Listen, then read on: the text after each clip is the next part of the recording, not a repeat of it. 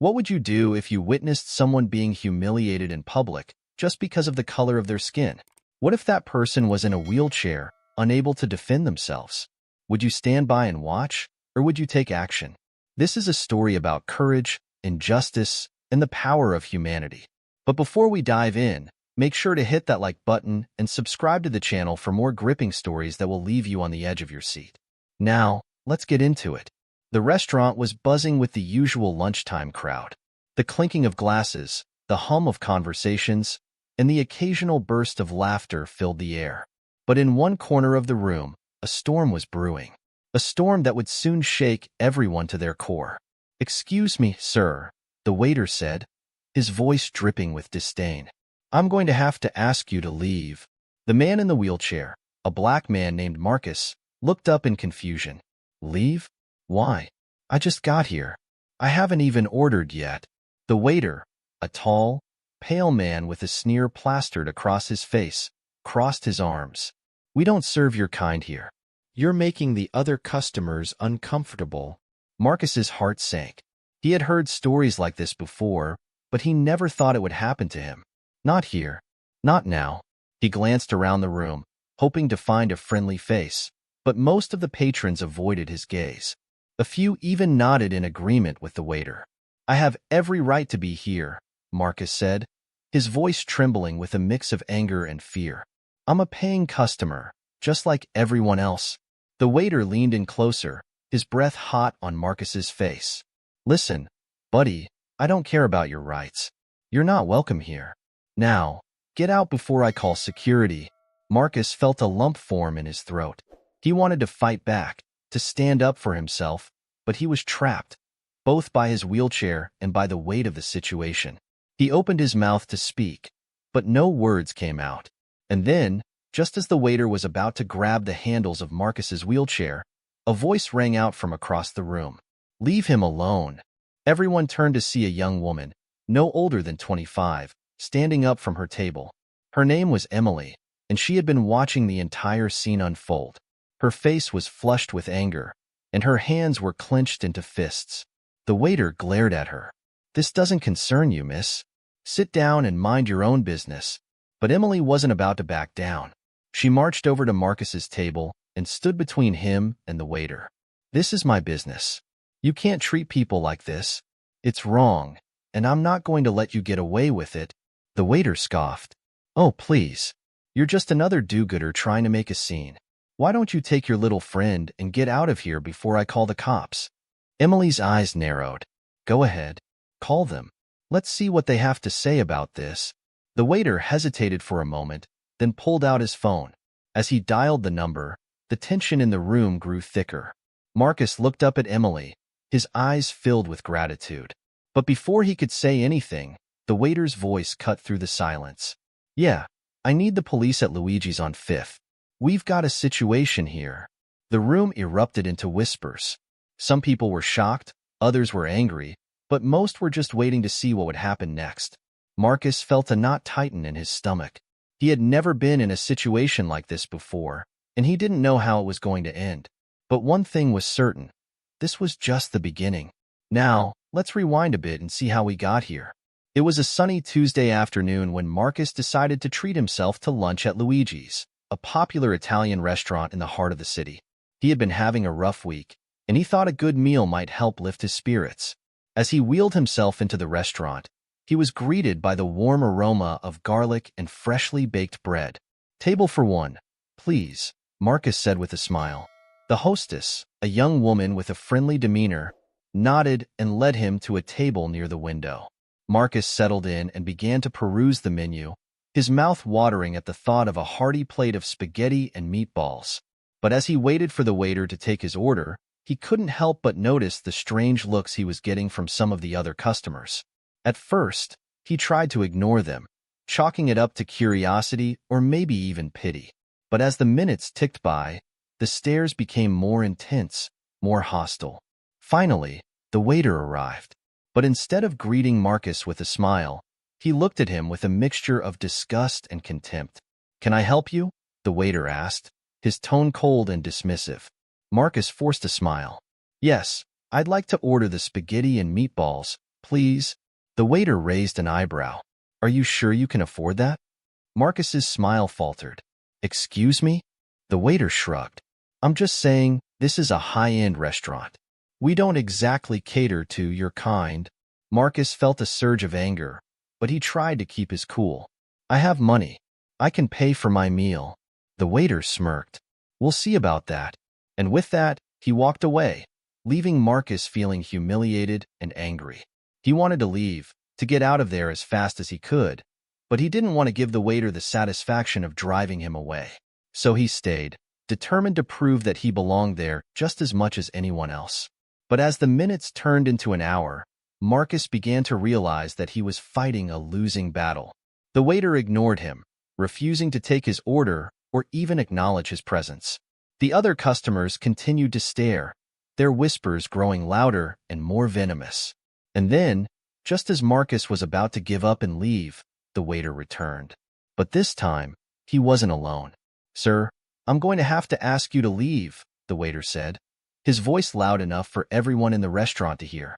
Marcus's heart sank. He had been through a lot in his life, but he had never felt so small, so powerless.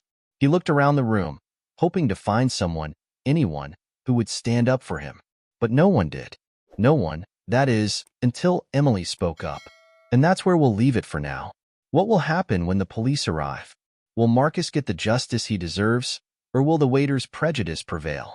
Stay tuned for the next chapter, where the tension reaches a boiling point and the true colors of everyone involved are revealed. Don't forget to like, comment, and subscribe for more stories that will keep you on the edge of your seat. See you in the next chapter. The sound of sirens grew louder, cutting through the tense silence that had settled over the restaurant. Marcus's heart pounded in his chest as he glanced at Emily, who was still standing protectively beside him. Her presence gave him a sliver of hope, but the fear of what might happen next was overwhelming.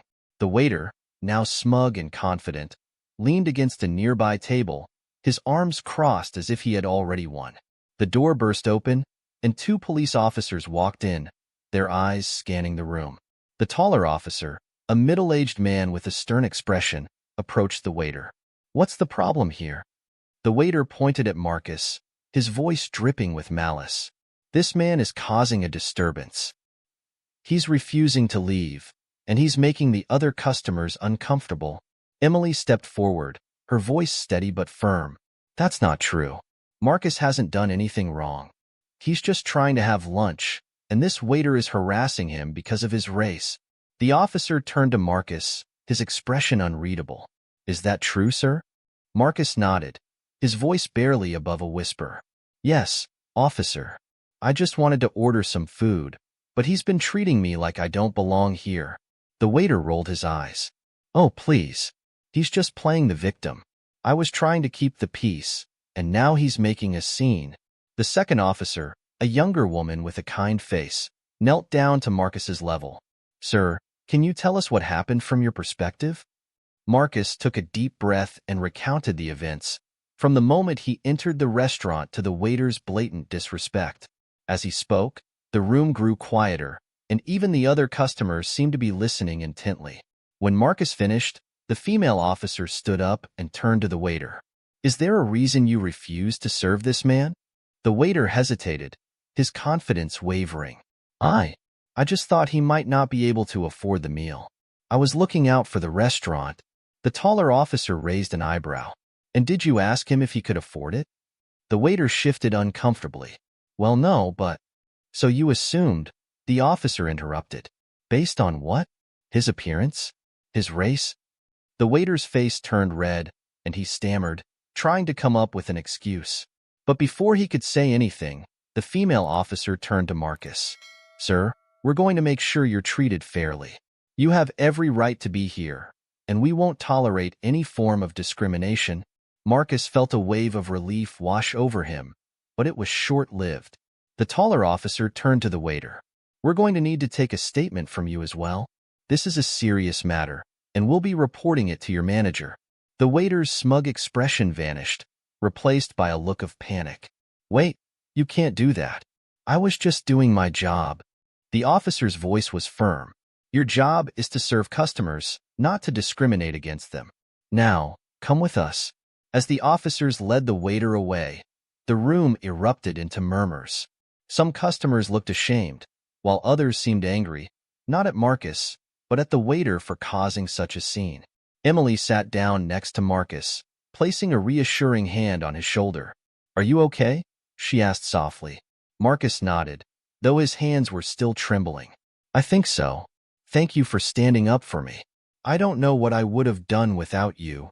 Emily smiled. "You don't have to thank me. What he did was wrong, and someone had to say something." But just as Marcus was starting to feel a sense of closure, the restaurant manager, a short, balding man with a nervous demeanor, rushed over to their table. "I'm so sorry about all of this," the manager said, his voice shaking. "I had no idea this was happening. Please, let me make it up to you. Your meal is on the house, and I'll personally make sure you're treated with the respect you deserve." Marcus looked at the manager, his emotions a tangled mix of anger, relief, and exhaustion. "Thank you," he said quietly, "but this isn't just about a free meal. It's about being treated like a human being." The manager nodded vigorously. "I understand, and I promise you, this kind of behavior will not be tolerated in my restaurant. I'll be having a serious talk with my staff, and I'll make sure this never happens again." Emily gave Marcus a reassuring smile. "It's a start," she said, "but there's still a lot of work to be done." Marcus sighed, feeling the weight of the day pressing down on him. "Yeah, it's just exhausting, you know? Having to fight for something as simple as respect." Emily nodded sympathetically. "I can't even imagine what that must be like. But you're not alone. There are people who care, people who will stand with you." As Marcus and Emily sat there, the restaurant slowly returned to its usual rhythm. But the atmosphere had changed. The other customers, many of whom had witnessed the entire ordeal, seemed more aware, more conscious of their surroundings. Some even approached Marcus to apologize for not speaking up sooner. But just as Marcus was starting to feel a sense of hope, a loud crash echoed through the restaurant. Everyone turned to see the waiter, who had broken free from the officers and was now storming toward Marcus, his face twisted with rage. "This is all your fault," the waiter shouted, his voice shaking with anger. "You think you're so special, but you're nothing.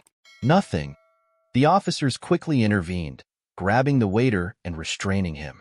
But the damage had been done. Marcus felt a fresh wave of fear and anger wash over him.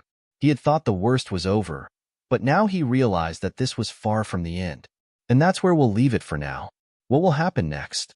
Will Marcus finally find peace, or will the waiter's hatred continue to haunt him? The waiter's outburst sent shockwaves through the restaurant. Customers gasped, some even standing up from their seats as the officers struggled to restrain the enraged man. His face was red, veins bulging in his neck as he shouted obscenities at Marcus, who sat frozen in his wheelchair, his hands gripping the armrests tightly. "You think you've won?" the waiter screamed, his voice cracking. "You're nothing but a—" The taller officer clamped a hand over the waiter's mouth, cutting him off mid-sentence.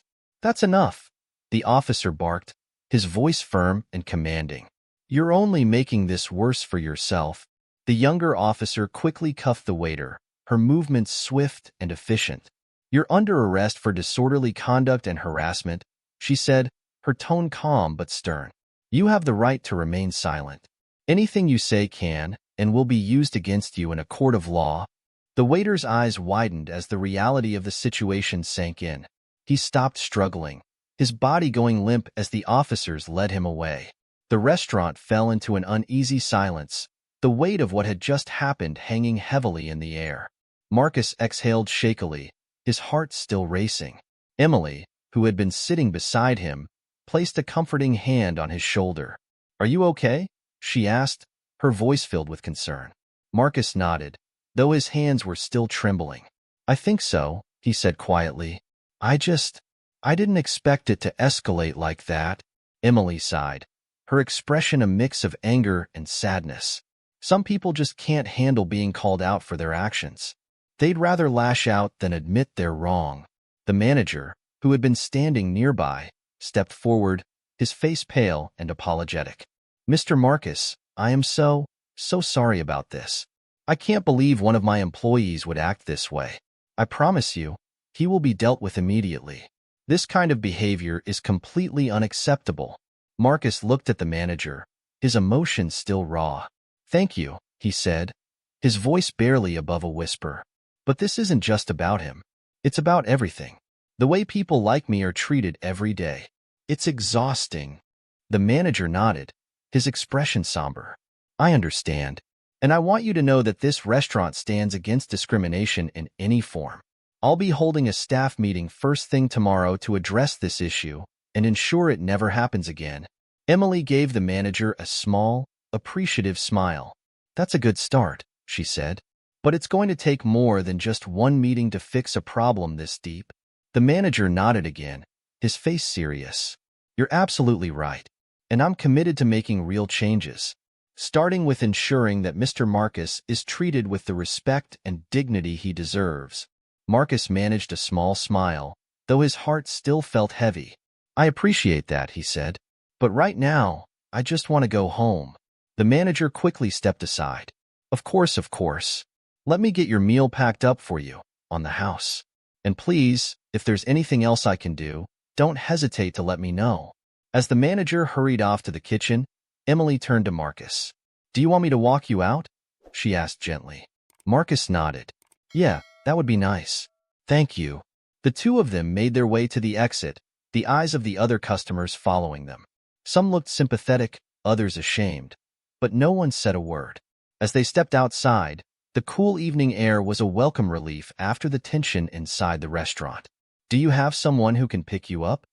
Emily asked as they reached the sidewalk. Marcus shook his head.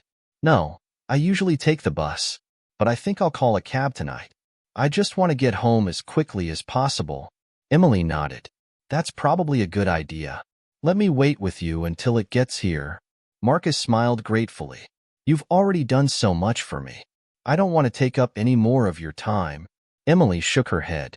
It's no trouble at all. Besides, I want to make sure you're okay. As they waited for the cab, Marcus couldn't help but think about everything that had happened. The waiter's words still echoed in his mind, a painful reminder of the prejudice he faced every day. But Emily's kindness gave him a glimmer of hope, a reminder that there were still good people in the world. When the cab finally arrived, Emily helped Marcus into the back seat. Take care of yourself, okay? She said, her voice warm and sincere. And if you ever need someone to talk to, don't hesitate to reach out. Marcus nodded, his eyes filling with tears. Thank you, Emily. For everything. Emily smiled. You're welcome. Now get some rest. You've been through a lot today. As the cab pulled away, Marcus leaned back in his seat, his mind racing. He knew this wasn't the end of his struggle, but for the first time in a long time, he felt a sense of hope. Maybe, just maybe, things could get better. But little did Marcus know, the events of that day were far from over. The waiter's arrest had sparked a chain reaction, one that would soon draw the attention of the entire community. And as the story spread, it would force everyone to confront the ugly truth about racism and discrimination. The next morning, Marcus woke up to the sound of his phone buzzing incessantly on the nightstand. He groaned, rubbing his eyes as he reached for it. The screen was flooded with notifications, texts, calls, and social media alerts. Confused, he opened one of the messages. Marcus, are you okay?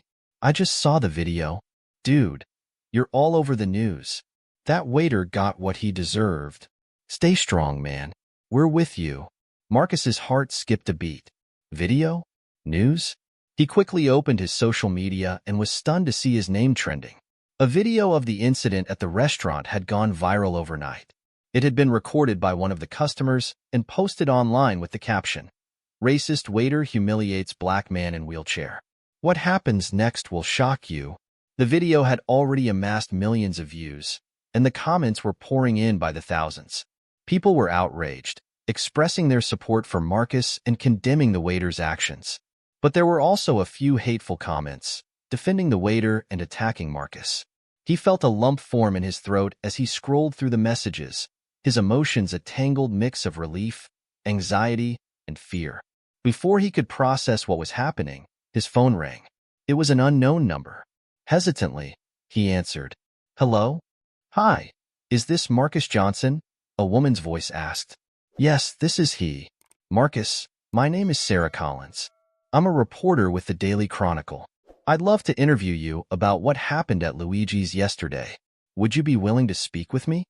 Marcus hesitated. He had never been interviewed before, and the thought of sharing his story with the world was both terrifying and empowering. But before he could respond, another call came through. Then another, and another. Overwhelmed, Marcus put his phone on silent and set it down. He needed a moment to think. The last thing he wanted was to become the center of attention, but he also knew that this was an opportunity to shed light on an important issue. If his story could help even one person, maybe it was worth it. As he sat there, lost in thought, there was a knock at his door. He wheeled himself over and opened it to find Emily standing there, holding a bag of groceries. Hey, she said with a warm smile. I figured you might not feel like going out today, so I brought you some breakfast. Marcus couldn't help but smile back. You're a lifesaver. Come on in. Emily followed him inside and set the groceries on the kitchen counter. So, have you seen the news? She asked cautiously. Marcus nodded. Yeah, it's everywhere. I don't even know how to feel about it. Emily sighed. I know it's a lot to take in, but this could be a good thing. People need to hear your story. It's important. Marcus ran a hand over his face. I don't know if I'm ready for all this attention. What if people start harassing me? Or what if the waiter tries to come after me? Emily's expression softened. I get it. It's scary, but you're not alone in this. You've got people who care about you and want to support you. And if that waiter tries anything, we'll make sure he's held accountable. Marcus nodded, feeling a little reassured. Thanks, Emily. I don't know what I'd do without you. Emily smiled. You'd probably be eating cereal for breakfast instead of the amazing omelet I'm about to make you. Marcus chuckled, the tension in his chest easing slightly. All right, chef. Show me what you've got. As Emily cooked, Marcus's phone continued to buzz on the counter. He ignored it for now, focusing instead on the comforting smell of food and the warmth of Emily's presence. But deep down, he knew he couldn't avoid the outside world forever. Later that afternoon, Marcus decided to return some of the calls. He started with Sarah Collins, the reporter from the Daily Chronicle. She was kind and professional, asking thoughtful questions and giving Marcus the space to share his story in his own words. By the end of the interview, he felt a sense of catharsis, as if a weight had been lifted off his shoulders. But as soon as he hung up, his phone rang again. This time, it was a lawyer named David Miller. Mr. Johnson, my name is David Miller. I'm with the Civil Rights Advocacy Group. I saw the video of what happened to you, and I'd like to offer our support. We can help you take legal action against the restaurant and the waiter if you're interested. Marcus was taken aback. Legal action? I don't know. I just want to move on with my life. David's voice was calm but firm. I understand that, Mr. Johnson. But what happened to you was a clear case of discrimination, and it's important to hold people accountable, not just for your sake, but for others who might face similar situations in the future. Marcus thought about it for a moment. He had never considered himself an activist, but David had a point. If he didn't speak up, who would? All right, Marcus said finally. Let's talk. Over the next few days, Marcus's story continued to spread. The interview with the Daily Chronicle was published, and it sparked a wave of support from people all over the country. Donations poured in to help cover Marcus's legal fees, and petitions were started to demand justice for him. But not everyone was on his side. The waiter, whose name was revealed to be Greg Thompson, had his own supporters, people who believed he was being unfairly targeted. They argued that Marcus had overreacted and that Greg was just doing his job. The debate raged on, both online and in the real world. Protests were organized outside Luigi's, with some people calling for the restaurant to be shut down and others defending it. The manager, desperate to save his business, issued a public apology and announced that Greg had been fired. But for many, it wasn't enough. And then, one evening, as Marcus was preparing for bed, there was a loud knock at his door. He froze, his heart pounding. Who could it be at this hour? Marcus Johnson. A deep voice called from the other side. This is Detective Harris with the city police. We need to speak with you. Marcus's stomach dropped. What now? Marcus hesitated for a moment before wheeling himself to the door. His mind raced with possibilities. Had something happened to Greg? Was there new evidence in the case? Or was this about something else entirely? He took a deep breath and opened the door. Two police officers stood on his doorstep. The taller one, a man with a stern expression and a badge that read Detective Harris, nodded politely. "Mr. Johnson, sorry to bother you so late. We need to ask you a few questions about the incident at Luigi's. Can we come in?" Marcus glanced behind him, his small apartment feeling even more cramped at the thought of hosting visitors. Sure. Come in." The officers stepped inside, and Marcus led them to the living room. Detective Harris took a seat on the couch, while the other officer, a younger woman named Officer Ramirez, remained standing near the door. "First of all," Detective Harris began, "I want to say that we're aware of what happened to you, and we're taking this matter very seriously. We've reviewed the video and spoken to witnesses, and we're building a case against Greg Thompson for harassment and discrimination." Marcus nodded, feeling a small sense of relief. "That's good to hear. But why are you here? Is there something else I need to do?" Detective Harris exchanged a glance with Officer Ramirez before continuing. "We're here because we've received some concerning information. Greg Thompson has been making threats against you online. He's been posting on social media, claiming that you've ruined his life and that he's going to make you pay." Marcus's heart sank. "What? I haven't even seen those posts. They've mostly been in private groups," Officer Ramirez explained. "But we've been monitoring his activity, and we believe he could be a danger to you. We're here to make sure you're safe and to offer you protection if needed." Marcus felt a chill run down his spine. He had hoped that firing Greg would be the end of it, but now it seemed like things were only getting worse. "What kind of protection?" he asked. "We can assign an officer to keep an eye on your place for a few days," Detective Harris said, "and we'd recommend staying off social media for a while. If you see or hear anything suspicious, call us immediately." Marcus nodded, though his mind was still reeling. "Okay, I'll be careful." Detective Harris handed him a card. "This is my direct line. Don't hesitate to call if you need anything." After the officers left, Marcus sat in silence, staring at the card in his hand. He felt a mix of fear and anger. Fear for his safety, and anger that he had to deal with this at all. Why couldn't he just live his life without being targeted? The next few days were tense. Marcus stayed home, avoiding social media and keeping his phone on silent. He tried to distract himself with TV and books, but it was hard to focus. Every noise outside made him jump, and he found himself constantly looking over his shoulder. Emily checked in on him regularly, bringing food and keeping him company. She tried to keep the mood light, but even she couldn't hide her concern. "Have you thought about what you're going to do next?" she asked one evening as they ate dinner together. Marcus shrugged. "I don't know. I just want this to be over. But it feels like it's never going to end." Emily reached across the table and placed a hand on his. "It will. It might take time, but you'll get through this. And you're not alone. Okay? I'm here for you. And so are a lot of other people." Marcus smiled faintly. "Thanks, Emily. I don't know what I'd do without you." But just as Marcus was starting to feel a little more settled, something happened that turned everything upside down. It was late at night, and Marcus was about to go to bed when he heard a loud thud outside his apartment. He froze, his heart pounding.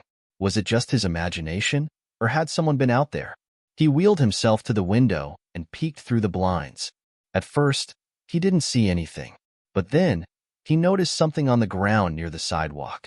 It was a brick, and next to it was a piece of paper. Marcus's hands trembled as he opened the window and reached out to grab the paper. It was a note, scrawled in messy handwriting. "You should have kept your mouth shut." Marcus's blood ran cold.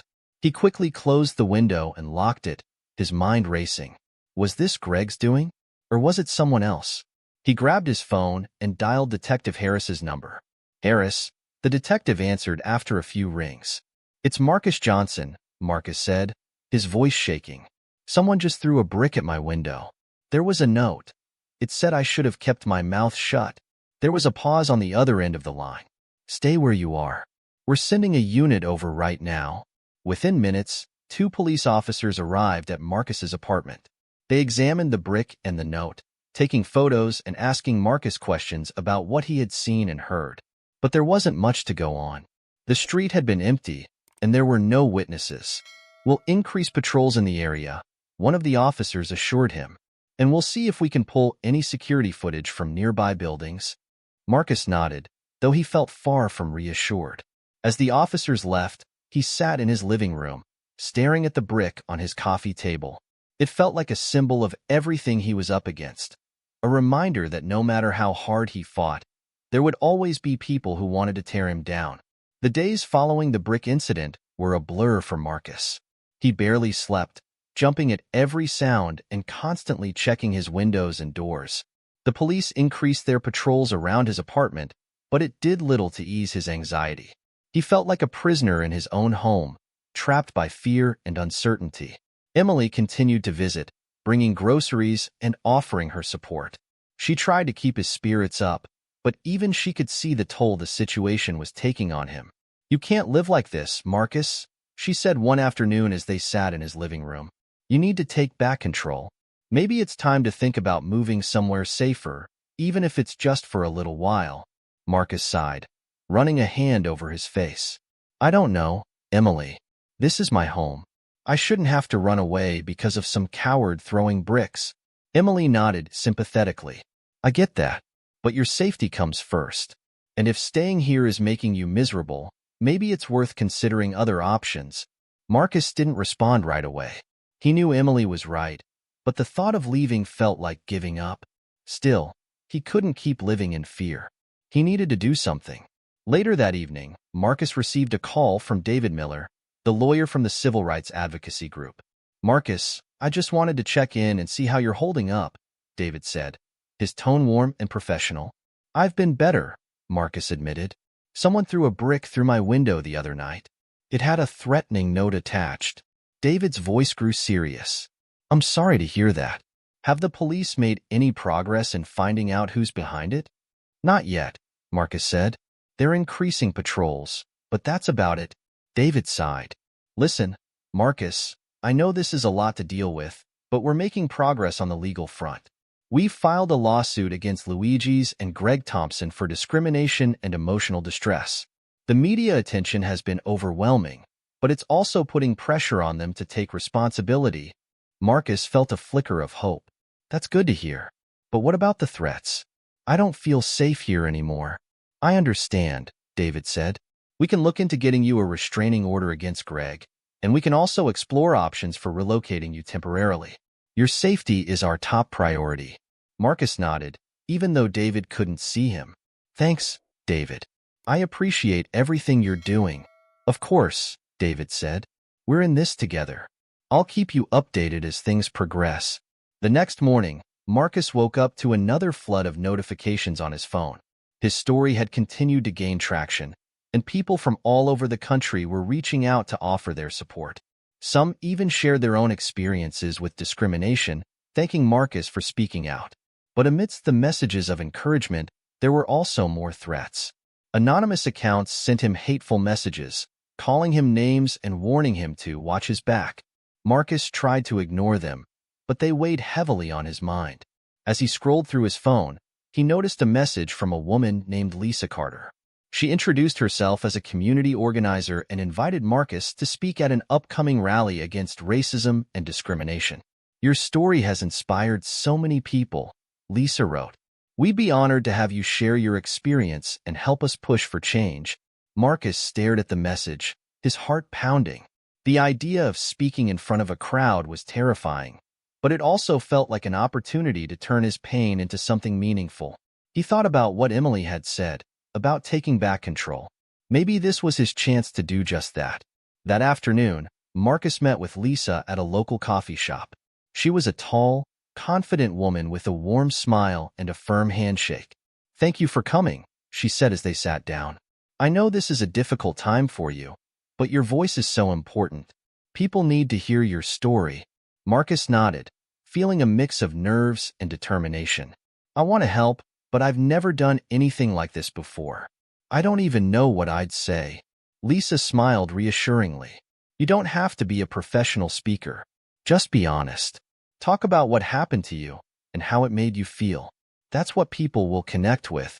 Marcus took a deep breath. Okay, I'll do it. Lisa's face lit up. That's amazing. The rally is next weekend, and we'll make sure you have everything you need. You won't be alone in this. As the days passed, Marcus threw himself into preparing for the rally. He wrote and rewrote his speech, practicing in front of Emily and even recording himself to see how he sounded. It was nerve-wracking, but it also gave him a sense of purpose. But just as he was starting to feel more confident, something happened that shook him to his core. It was the night before the rally, and Marcus was sitting on his couch, going over his speech one last time. Suddenly, there was a loud crash from outside. He froze, his heart racing. Was it another brick? Or something worse? Before he could react, his phone buzzed with a text from Emily. Marcus, turn on the news. Now. With trembling hands, Marcus grabbed the remote and turned on the TV. The screen showed a live news report from outside Luigi's. The restaurant was engulfed in flames, firefighters working desperately to put out the fire. The reporter's voice was urgent. Authorities are investigating a possible arson at Luigi's, the restaurant at the center of a recent discrimination scandal. No injuries have been reported, but the building has sustained significant damage. Marcus's stomach churned. Was this connected to him? Was someone trying to send a message? Before he could process what was happening, his phone rang. It was Detective Harris. Marcus, we need to talk, the detective said, his voice grim. We have reason to believe the fire at Luigi's was set by someone targeting you. We're increasing security at the rally tomorrow, but you need to be careful. Marcus felt a wave of dread wash over him. What are you saying? That someone's trying to hurt me? We don't know for sure, Detective Harris said, but we're not taking any chances. We'll have officers at the rally, and we'll do everything we can to keep you safe. Marcus hung up the phone, his mind racing. Should he still go through with the rally? Or was it too dangerous? The morning of the rally dawned bright and clear, but Marcus felt anything but calm. He had barely slept, his mind racing with thoughts of the fire at Luigi's and the threats against him. Part of him wanted to cancel, to stay home where it felt safe. But another part of him, the part that had grown stronger over the past few weeks, refused to back down. Emily arrived early to help him prepare. She could see the tension in his face and placed a reassuring hand on his shoulder. You don't have to do this if you're not ready, she said gently. No one would blame you. Marcus shook his head. I have to do this. If I don't, it's like they've won. I can't let fear control me. Emily smiled, her eyes filled with pride. Then let's get you ready. You're going to do great. The rally was held in a large park downtown. By the time Marcus and Emily arrived, the place was packed. Hundreds of people had gathered, holding signs that read "End Racism Now" and "Justice for Marcus." The energy in the air was electric, a mix of anger, hope, and determination. Lisa Carter greeted them at the entrance, her face glowing with excitement. Marcus, thank you so much for coming. This is going to be huge. Marcus nodded, though his stomach was in knots. I just hope I don't mess up. You won't, Lisa said confidently. Just speak from the heart. That's all anyone can ask for. As they made their way to the stage, Marcus noticed the increased police presence. Officers were stationed throughout the park, their eyes scanning the crowd. Detective Harris was there too, and he gave Marcus a reassuring nod. We've got your back, the detective said. Just focus on your speech. The rally began with a series of speakers, activists, community leaders, and others who had experienced discrimination. Each one shared their story, their words resonating with the crowd. Marcus listened intently, drawing strength from their courage. Finally, it was his turn. Lisa stepped up to the microphone and introduced him. Ladies and gentlemen, our next speaker is someone who has shown incredible bravery in the face of adversity. Please welcome Marcus Johnson. The crowd erupted into applause as Marcus wheeled himself onto the stage. He took a deep breath, his hands trembling as he adjusted the microphone. For a moment, he felt like he couldn't breathe. But then he looked out at the sea of faces, people of all ages, races, and backgrounds, and something inside him clicked. Thank you, he began, his voice shaky but clear. Thank you for being here today. I never thought I'd be standing, well, sitting, in front of so many people, sharing my story. But here I am. He paused, gathering his thoughts. A few weeks ago, I went to a restaurant just like any other day. I wanted to have lunch, to feel normal. But instead, I was humiliated. I was told I didn't belong there because of the color of my skin. And when I tried to stand up for myself, things only got worse. The crowd was silent, hanging on his every word. Marcus felt a surge of emotion as he continued. What happened to me isn't unique. It happens every day to people like me, people who are black, disabled, or just different in some way. And it's not just about one waiter or one restaurant. It's about a system that allows this kind of discrimination to continue. He looked out at the crowd, his voice growing stronger. But today, I'm not here to talk about what's wrong. I'm here to talk about what we can do to make it right. We have the power to change things. We have the power to stand up to racism, to demand justice, and to create a world where everyone is treated with respect and dignity. The crowd erupted into cheers and applause. Marcus felt a wave of relief and pride wash over him. He had done it. He had shared his story, and people had listened. But just as he was about to step off the stage, something happened that brought the rally to a halt. A loud bang echoed through the park, followed by screams. Marcus froze, his heart pounding. Was it a gunshot? An explosion? He couldn't tell. The crowd began to panic, people running in all directions. Detective Harris and the other officers rushed to the stage, forming a protective barrier around Marcus. "We need to get you out of here," Detective Harris said urgently. "Now." Marcus nodded, his mind racing. What was happening? Who was behind this? As the officers escorted him off the stage, Marcus caught a glimpse of someone in the crowd. A man wearing a hoodie, his face obscured. The man was holding something in his hand. But before Marcus could get a closer look, he was whisked away. The chaos at the rally was overwhelming.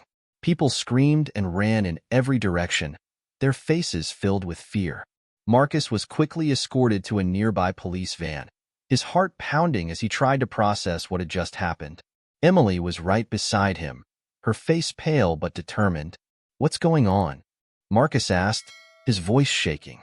Was it a gunshot? Was someone hurt? Detective Harris, who was sitting across from them in the van, shook his head. "We're not sure yet. We're still trying to assess the situation. But we're getting you out of here to make sure you're safe." Marcus leaned back in his seat, his mind racing. He couldn't believe this was happening. He had just delivered the most important speech of his life, and now everything had fallen apart. As the van sped away from the park, Marcus's phone buzzed incessantly. News outlets were already reporting on the incident, with headlines like "Chaos Erupts at Anti-Racism Rally" and "Marcus Johnson Targeted Again." Social media was flooded with videos and speculation, but no one seemed to know exactly what had happened. Emily scrolled through her phone, her brow furrowed. They're saying it might have been a firecracker or a flashbang. Some people are saying it was a deliberate attempt to disrupt the rally. Marcus sighed, running a hand over his face. This is insane. Why can't I just have one moment of peace? Emily reached over and squeezed his hand. I know it feels like the world is against you right now, but you're not alone. You've got so many people supporting you. We'll get through this. The van took them to a secure location, a small, nondescript building on the outskirts of the city. Inside, Marcus and Emily were led to a conference room where Detective Harris and a few other officers were already gathered. We've got a team investigating the incident, Detective Harris explained. We're reviewing footage from the rally and interviewing witnesses. We'll know more soon. Marcus nodded, though he felt numb. Do you think this was connected to me? To what happened at Luigi's? Detective Harris hesitated. It's too early to say for sure, but we're not ruling it out. We're taking every precaution to keep you safe. As the hours passed, more information began to trickle in. The loud bang had indeed been a firecracker, set off near the stage. No one had been seriously injured, but the panic it caused had been enough to disrupt the rally. Security footage showed a hooded figure in the crowd, but the person's face was obscured, making identification difficult. We're working on enhancing the footage, Detective Harris said, but it's going to take some time. Marcus sighed, feeling a mix of frustration and exhaustion. So what do I do now? Just wait. Detective Harris nodded. For now, yes. We'll keep you updated as we learn more. In the meantime, we've arranged for you to stay here overnight. It's the safest place for you right now." That evening, Marcus and Emily sat in the small conference room, eating takeout and trying to make sense of everything. The events of the day felt like a blur, and Marcus couldn't shake the feeling that he was trapped in a nightmare. "Do you think they'll ever stop?" Marcus asked quietly. "The people who are targeting me?" Emily looked at him, her eyes filled with compassion. "I don't know, but I do know that you're stronger than they are. You've already done so much to stand up to them, and you're not alone in this fight." Marcus nodded, though he didn't feel very strong. He was tired of the threats, tired of the fear, tired of feeling like he had to constantly defend his right to exist. The next morning, Detective Harris returned with an update. "We've identified the person who set off the firecracker," he said. "It's a young man named Tyler Green. He's been arrested and is currently being questioned." Marcus frowned. "Tyler Green? Do we know why he did it?" Detective Harris hesitated. "He claims it was just a prank, but we're not buying it. We're looking into his background to see if he has any connection to Greg Thompson or other individuals who might have a grudge against you." Marcus sighed, feeling a mix of relief and frustration. "So it might not be over." "Not yet," Detective Harris admitted. "But we're making progress, and we're doing everything we can to keep you safe." Later that day, Marcus received a call from Lisa Carter. "Marcus, I just wanted to check in and see how you're doing," she said. "I'm so sorry about what happened at the rally. It was supposed to be a moment of unity, and instead, it turned into chaos." Marcus nodded, even though Lisa couldn't see him. "I'm okay. Just tired. I don't know how much more of this I can take." Lisa's voice was firm but kind. "I know it's hard, but you've already made such a difference. People are talking about what happened to you, and they're demanding change. That's because of you." Marcus felt a flicker of hope. "Thanks, Lisa. That means a lot." As the day wore on, Marcus began to feel a little more grounded. He knew the road ahead wouldn't be easy, but he also knew he wasn't alone. He had Emily, Lisa, Detective Harris, and countless others standing with him. But just as he was starting to feel a sense of calm, his phone buzzed with a new message. It was from an unknown number, and the words sent a chill down his spine. "You think you're safe? Think again." And that's where we'll leave it for now. Who sent the threatening message, and what do they have planned? Will Marcus ever find peace, or will the danger continue to follow him? Marcus stared at the message on his phone, his heart pounding. The words, "You think you're safe? Think again," seemed to burn into his screen. He showed it to Emily, who was sitting beside him, her face immediately tightening with concern. "We need to tell Detective Harris," she said, her voice firm. "This isn't something to take lightly." Marcus nodded, his hands trembling as he dialed the detective's number. When Detective Harris answered, Marcus read the message aloud. There was a pause on the other end of the line before Harris responded, his tone serious. "Marcus, we're going to trace this number. In the meantime, I want you to stay where you are. Do not engage with whoever sent this. We'll handle it." After hanging up, Marcus leaned back in his chair, feeling a mix of fear and frustration. "I just want this to be over," he said quietly. "Why can't they leave me alone?" Emily placed a hand on his shoulder. "Because they're scared. You're standing up to them, and they don't like it. But that just means you're doing something right." Over the next few hours, the police worked to trace the number. Meanwhile, Marcus and Emily stayed in the secure location, trying to keep their spirits up. They talked about everything except the threats: movies, books, childhood memories. It was a welcome distraction, but the tension was always there, lurking just beneath the surface. Finally, Detective Harris called back. "We've traced the number," he said. "It's a burner phone, so we can't pinpoint the exact location, but we've narrowed it down to a general area. We're increasing patrols in that neighborhood and keeping an eye out for anything suspicious." Marcus sighed. "So we still don't know who's behind this?" "Not yet," Harris admitted, "but we're getting closer. In the meantime, we're going to assign an officer to stay with you 24/7. Your safety is our top priority." The next few days passed in a tense blur. Marcus was constantly on edge, jumping at every sound and checking his phone obsessively. The police presence around him was reassuring, but it also served as a constant reminder of the danger he was in. Despite everything, Marcus tried to stay focused on the positive. The rally, though disrupted, had sparked a wave of support. Donations continued to pour in for his legal fees, and people from all over the country were sharing their own stories of discrimination, inspired by Marcus's courage. One afternoon, Marcus received a call from David Miller, his lawyer. "Marcus, I've got some good news," David said. "The lawsuit against Luigi's and Greg Thompson is moving forward. We've got a court date set for next month." Marcus felt a flicker of hope. "That's great. What are our chances?" "I'd say they're pretty good," David replied. "The evidence is strong, and public opinion is on our side. But we need to be prepared for anything. Greg's lawyers are going to fight hard." Marcus nodded, even though David couldn't see him. "I understand. Whatever it takes, I'm ready." As the court date approached, Marcus threw himself into preparing for the case. He met with David regularly, going over every detail of what had happened at Luigi's and the events that followed. It was exhausting, but it also gave him a sense of purpose. But just as he was starting to feel like he had a handle on things, another threat arrived. This time, it wasn't a text message. It was a package, delivered to the secure location where Marcus was staying. The box was small and unmarked, with no return address. When Marcus opened it, he found a single item inside, a doll with its head ripped off. Attached to the doll was a note. "You're next." Marcus felt a wave of nausea as he stared at the doll. Emily, who was standing beside him, gasped and immediately called Detective Harris. Within minutes, the police were on the scene. They took the doll and the note as evidence, but Marcus couldn't shake the feeling of dread that had settled over him. "Who would do something like this?" he asked, his voice barely above a whisper. Detective Harris's face was grim. "We're going to find out. But for now, we need to move you to a new location. Somewhere even more secure."